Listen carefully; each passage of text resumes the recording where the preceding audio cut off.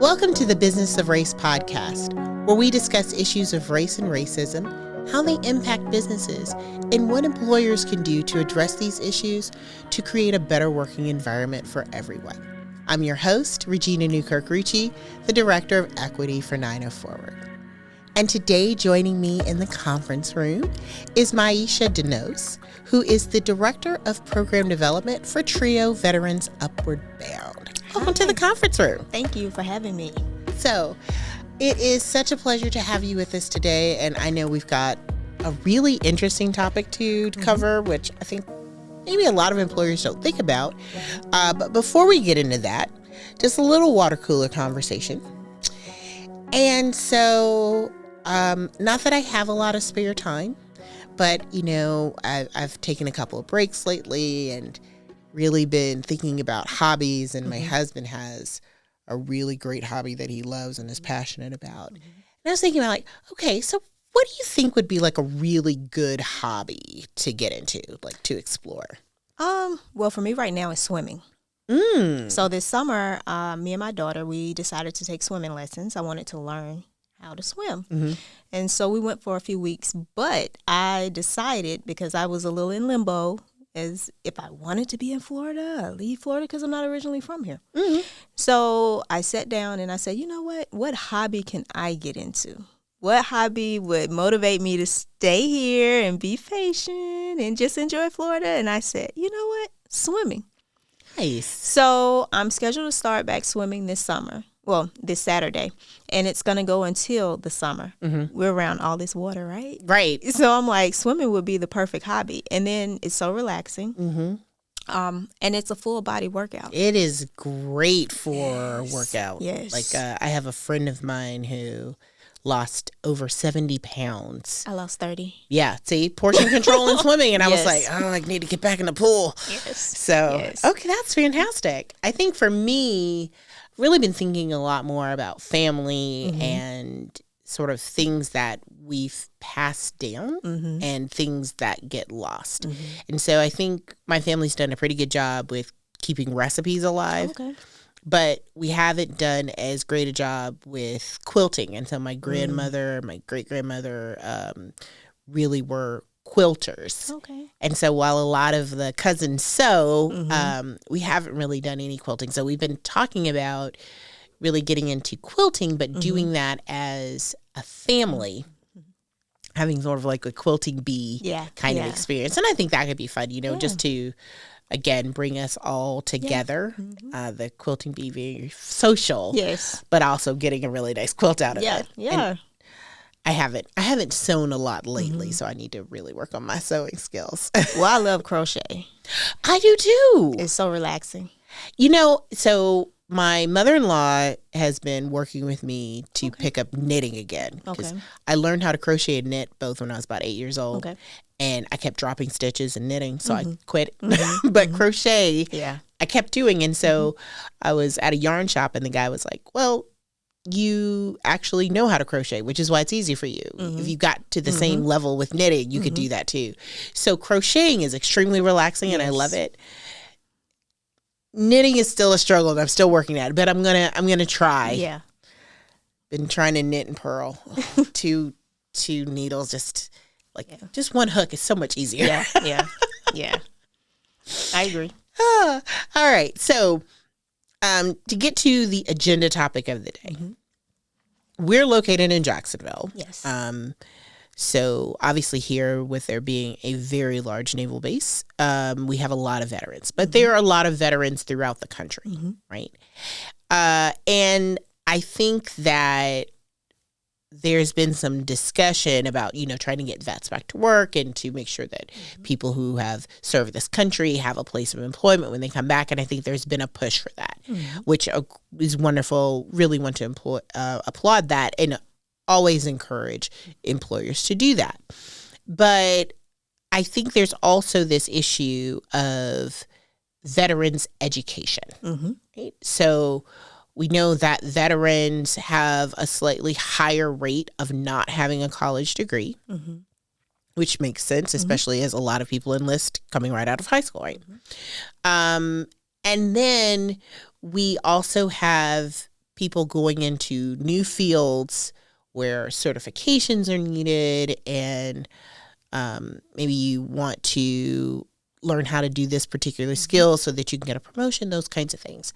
And so what are some things that are in place to support veterans getting additional education? So TRIO, Veterans Upward Bound, is one of those resources. We are a pre-collegiate program. So for any veteran, whether they have served 4 years or more than 4 years, it's not age-bound. We target veterans that are in need of employment, in need of education, low income, high risk, been out of school for 5 years or more. And we provide services to help them easily transition into the education and post-secondary field. We provide application assistance. So we bring the veteran in, we have a conversation with them, talk about what it is they aspire to do. Whatever institution they're interested in attending, or if they're unsure as to where to go, we can provide them with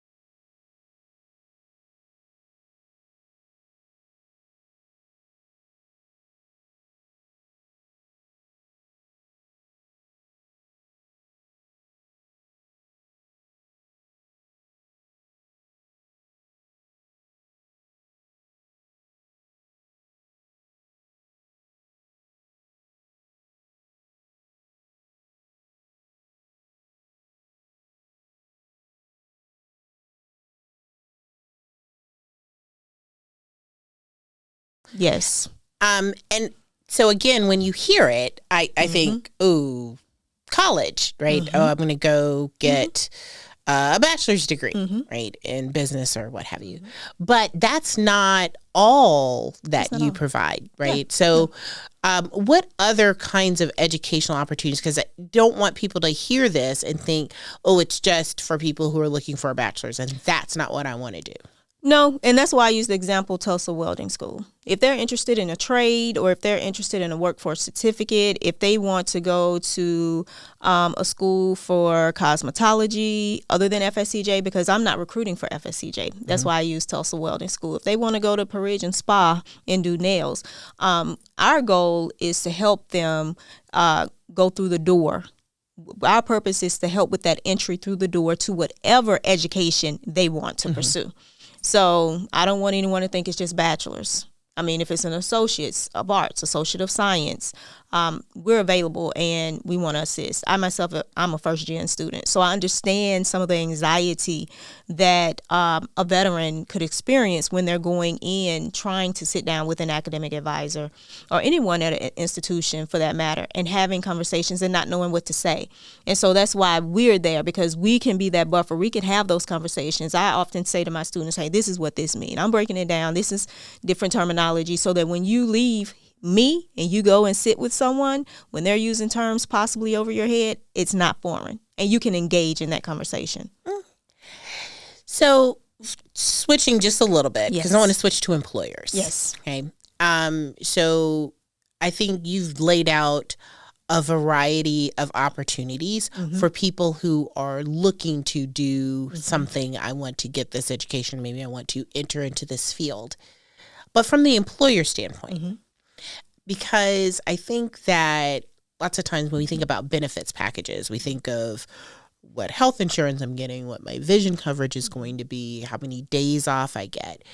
But I think it's also beneficial for corporations to provide assistance, educational assistance, in getting people additional certifications or getting them prepared for another job.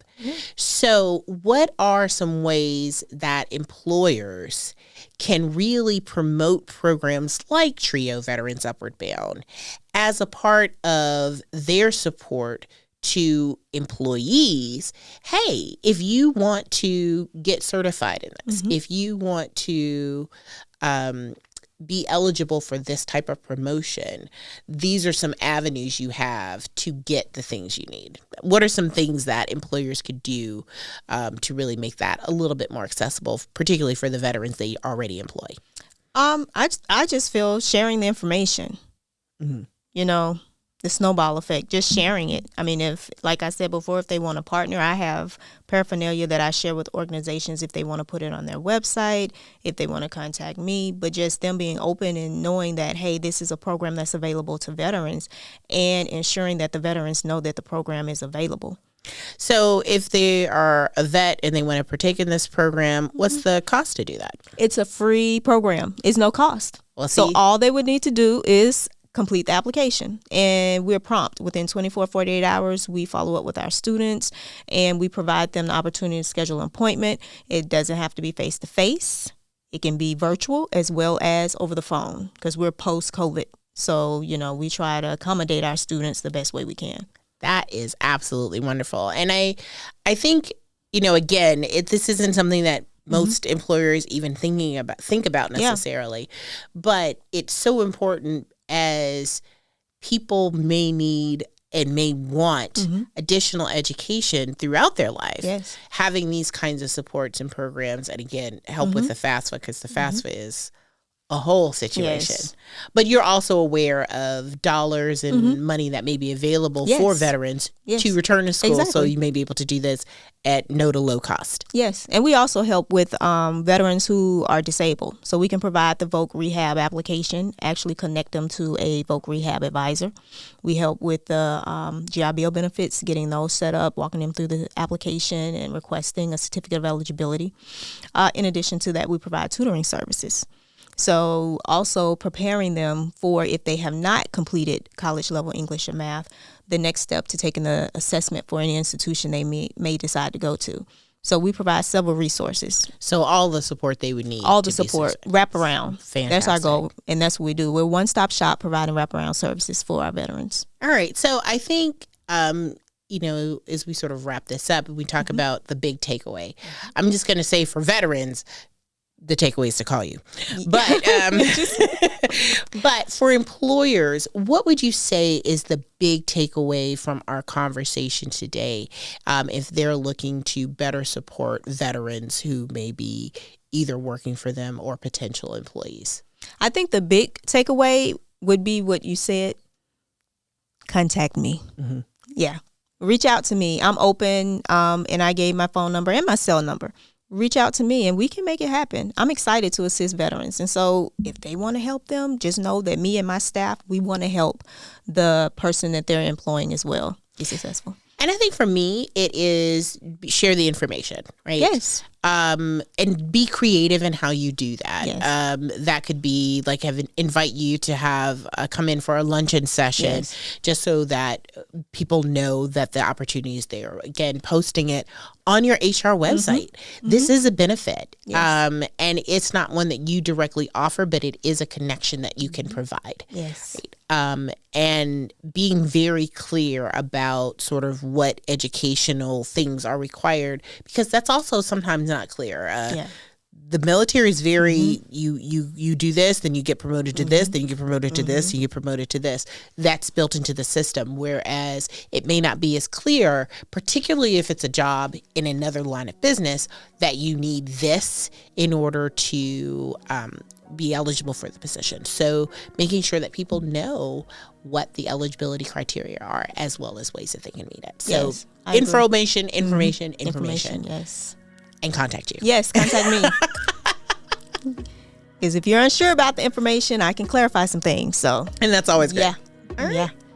Well, Myisha, I think this has been such a great and important conversation, right? And again, I know that we have so many veterans in our community that I really hope take full advantage of this. And again, you know, you could be a vet and be 20 years out of the service, and this is still eligible for you. Yes. So no time limits on how long. No time limits. No veteran left behind, because we are the first and only pre-collegiate program to assist veterans transition within Duval and Nassau County.